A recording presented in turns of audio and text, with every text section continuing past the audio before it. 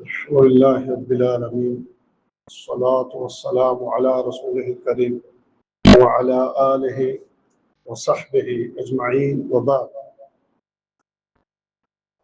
آپ بھائیوں کو اس سے پہلے بھی کئی بار اس بات کی طرف ہم نے توجہ دلائی ہے کہ بھائیوں اپنے آپ کو علمی طور پر مضبوط کریں.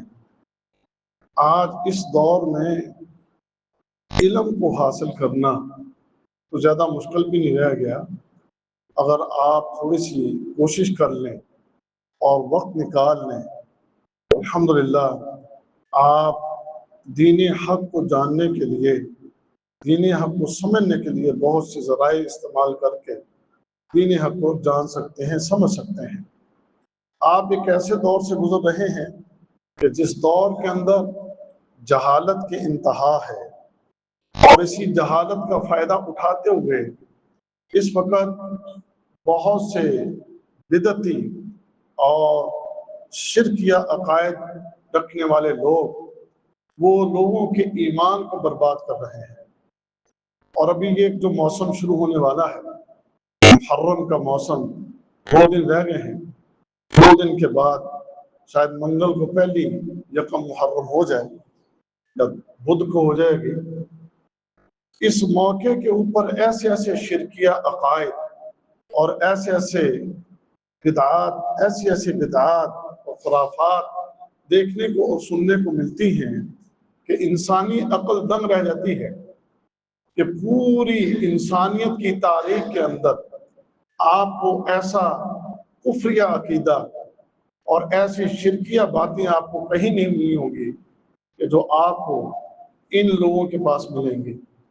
اور ہمارے وہ لوگ کہ جو علمی طور پر کمزور ہیں، جن کے پاس علم نہیں، وہ بڑی آسانی کے ساتھ ان لوگوں کے فتنوں کا شکار ہو جاتے ہیں. اور کچھ ان کے ایجنٹ ہیں کہ جو بڑا انٹرنیٹ کے اوپر سوشل میڈیا کے ذریعے بڑا کام کر رہے ہیں، اور وہ فنڈڈ لوگ ہیں. ان لوگوں کو باقاعدہ طور کے اوپر فنڈ دیے جاتے ہیں، اور وہ لوگ پھر وہ فنڈ استعمال کر کے ہمارے نوجوانوں کے دماغوں کو خراب کرتے ہیں.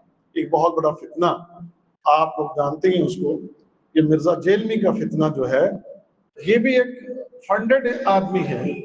اور اس بندے نے ایسی واحیات اور ایسی بکواس اور ایسے گندے عقائد اس بندے نے پیش کیے ہیں کہ ہمارے جو نوجوان ہیں، کیونکہ وہ ان کے پاس علماء کے پاس بیٹھنے کا تو وقت نہیں. اور حیرت کی بات یہ ہے کہ یہ ہمارے نوجوان علماء کو سننے کے لیے تیار نہیں ہے، اور اس جاہل کو سننے کے لیے ان کے پاس بڑا ٹائم ہوتا ہے، اور اس سے بڑے متاثر ہیں. وہ لوگوں کو جس طریقے سے برگلاتا ہے اور جس طرح سے وہ باتیں بنا کے صحابہ کے خلاف گفتگو کرتا ہے اور محدثین کے خلاف باتیں کرتا ہے، اہل علم کے خلاف باتیں کرتا ہے، تو یہ نوجوان اس کا شکار ہو کر یہ بھی باتیں کرنا شروع ہو جاتے ہیں. یہ جو فتنوں کا ہمارے نوجوان شکار ہو رہے ہیں، اور بھی کئی لوگ ہیں جو ان فتنوں کا شکار ہوتے ہیں. ہم ان سے یہ درخواست کرتے ہیں کہ میرے دوستوں اور میرے بھائیوں، یہ وقت جو ہے، اس وقت میں اپنے آپ کو اہل علم کے ساتھ، علماء کے ساتھ جوڑ کے رکھیں، اور جو اصل علم ہے اس علم کو پانے کی کوشش کیجیے. تھوڑی سی کوشش کے ساتھ ہی آپ حقائق کو جان لیں گے، اور یہ فرض بھی ہے. میں نے کل ایک حدیث آپ کے سامنے محمد رسول اللہ صلی اللہ علیہ وسلم کی بیان کی تھی. اس میں آپ نے واضح لفظوں میں یہ بات ارشاد فرمائی کہ طالب العلم فریضۃ علی کل مومن، ہر مومن کے اوپر یہ فرض ہے کہ وہ علم حاصل کرے. کس چیز کا؟ فرمایا ان یعرف الصوم والصلاۃ والحرام والحدود والاحکام. آپ نے فرمایا کہ آپ کو پتا ہو کہ بھئی روزے کے کیا مسائل ہیں، نماز کے کیا مسائل، کیا احکام و مسائل ہیں. پھر اس کے بعد آپ کو حرام کے بارے میں پتا ہو کہ کون سی چیزیں حرام ہیں. اور پھر والحدود، حدود کا آپ کو علم ہو. حدود میں 2 باتیں، ایک تو یہ کہ بعض گناہ جو ہیں وہ گناہ اللہ کی حدود کو توڑنے والے، جیسے اللہ تعالیٰ کسی چیز کو بیان فرما کے تلک حدود اللہ ومن یتعد حدود اللہ فقد ظلم نفسہ۔ اللہ تعالیٰ فرماتے ہیں کہ دیکھو یہ اللہ کی حدود ہیں، اور اللہ کی حدود کو اگر کسی نے توڑا تو اس نے اپنی جان کے اوپر ظلم کیا۔ اب میں جیسے کل بھی عرض کر رہا تھا، ہمیں تو پتہ ہی نہیں ہوگا کہ بھی وہ کون کون سے گناہ ہیں جو کر لیں تو اللہ کی حدود پامال ہوتی ہیں، اور پھر اسی طرح دوسری چیز جو اس میں ہے وہ کون کون سے گناہ ہیں کہ جن گناہوں کی وجہ سے ہمارے اوپر حد جاری ہوتی ہے، اس کو پتہ ہی نہیں ہے۔ اور اسی طرح والاحکام، آپ کو شرعی احکام کا پتہ ہونا چاہیے۔ اب چونکہ ہم ان چیزوں سے دور ہیں تو پھر اس طرح کے لوگ وہ اس کا فائدہ اٹھاتے ہیں، اور ہماری جہالتوں سے فائدہ اٹھا کر یہ بدعات، خرافات اور یہ شرکی عقائد اور اسی طرح دین حق کے خلاف چیزیں جو ہیں وہ لوگوں کے اندر پھیلتی چلی جاتی ہیں۔ لہذا آپ سے ہم گزارش کریں گے انشاءاللہ یہ اگلے ایام میں یہ محرم کے حوالے سے بہت سی چیزیں ہم آپ کے سامنے بیان کریں گے۔ اور یہاں اس سے پہلے کہ ہم اس محرم میں داخل ہوں، ایک بات اس سے پہلے میں آپ کے سامنے رکھ دوں، اس کو اپنے ذہن میں بٹھا لیجئے۔ میرے عزیزوں، میرے بھائیوں اور میرے بیٹوں، دین دو چیزوں کا نام ہے، ایک قرآن اور دوسرا حدیث رسول۔ یہ دو چیزیں دین ہیں۔ ان دو چیزوں سے باہر اگر کوئی چیز ہوگی وہ دین اسلام نہیں ہے۔ اب لوگوں کو جو بہکایا گیا، لوگوں کو جو بھٹکایا گیا فقہ کے نام پر، سمجھ گئے نا، ائمہ کے نام پر، پھر ان جاہلوں نے، یہ خاص کر کے رافضیوں نے تاریخ کے جناب بعد لوگوں کی چیزیں لے کر وہ تاریخ بعد میں لکھی گئی۔ دیکھنا قرآن محفوظ ہے الحمدللہ، اس کی حفاظت کا ذمہ اللہ سبحانہ وتعالیٰ نے لیا۔ اسی طرح میں آپ کو یہ بھی عرض کر دوں، حدیث رسول بھی محفوظ ہے، حدیث رسول بھی محفوظ ہے۔ اس کی حفاظت اللہ سبحانہ وتعالیٰ نے محمد رسول اللہ صلی اللہ علیہ وسلم کے چاہنے والے ان محدثین کے ذریعے اللہ تعالیٰ نے اس کی حفاظت کی۔ واللہ آپ کو تو اس کا علم نہیں ہوگا، ظاہر بات ہے، فن حدیث ایک بڑا ایک میدان ہے، اس میں جو محدثین نے کام کیا ہے عقل دنگ رہ جاتی ہے کہ کس طریقے سے انہوں نے حدیث کی صحت کے اوپر کیسے کام کیا۔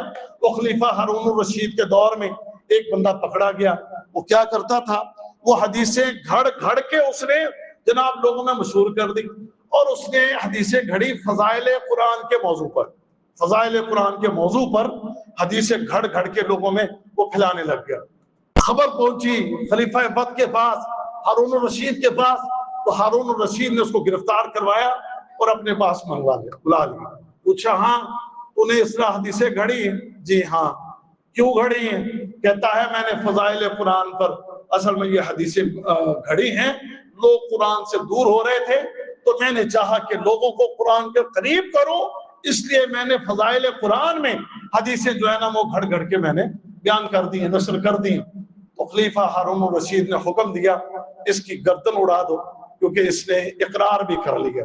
وہ ہنسنے لگا، کہنے لگا گردن میری اڑا دو گے، لیکن میری پھیلائی ہوئی جو حدیثیں ہیں ان حدیثوں کا تمہیں کیسے پتا چلے گا؟ اس کا تو مجھے پتا ہے، کسی اور کو اس کا علم نہیں ہے۔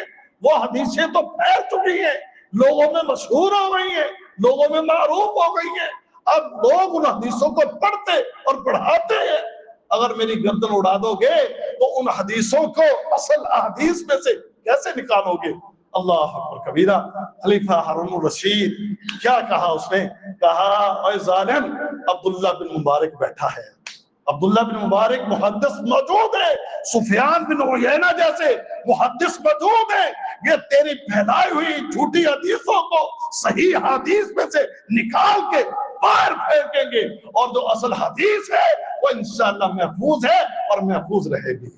سمجھا؟ تو یہ اللہ کے فضل سے محدثین انہوں نے یہ کام کر کے ضعیف، من گھڑت اور جتنی بھی روایات ہیں ان کی نشاندہی کر کے اصل احادیث کا علم ہمارے سامنے رکھ دیا ہے۔ اللہ اکبر، بڑا کمال ایک سسٹم ہے یہ صحیح حدیث کا۔ آپ صحیح بخاری یہاں پر کھول لیں، آپ ایک حدیث کو لے لیں، اس کو آپ پڑھیں گے حدثنا فلاں حدثنا فلاں حدثنا فلاں، اور راویوں کے نام ہیں، اس کو سند کہتے ہیں۔ یہ سند جو ہے یہاں پر پڑھی بخاری، انڈیا میں پڑھی بخاری، سعودی عرب میں پڑھی ہوئی بخاری، یورپ کے اندر پڑھی ہوئی بخاری پوری دنیا کے اندر کسی جگہ پر یہ حدیث کی کتاب پڑھی ہے، آپ جائیں اس کی سند دیکھیں گے کوئی سند ہوگی، اس کا متن دیکھیں گے وہی اس کا متن ہوگا، اس میں ایک لفظ کا بھی ایک حرف کا بھی فرق نہیں ہوگا، کیونکہ اللہ نے قرآن کی بھی حفاظت کی ہے، حدیث رسول کی بھی حفاظت کی ہے۔ لہذا یہ دونوں علم محفوظ ہیں، ان دو علموں کے علاوہ کوئی علم محفوظ نہیں ہے۔ تاریخ اور یہ فقہ، اور میرے بھائیوں بات میں تاریخ کی کروں گا، فقہ میں نہیں جاتا۔ ہمیں آج جو ایک بہت بڑے چیلنج کا سامنا ہے وہ یہ کتب تاریخ سے لی ہوئی باتیں، اور وہ کتب تاریخ سے باتیں لے کر پوری قوم کو گمراہ کر دیا، اکثریت قوم ہماری گمراہ ہو گئی۔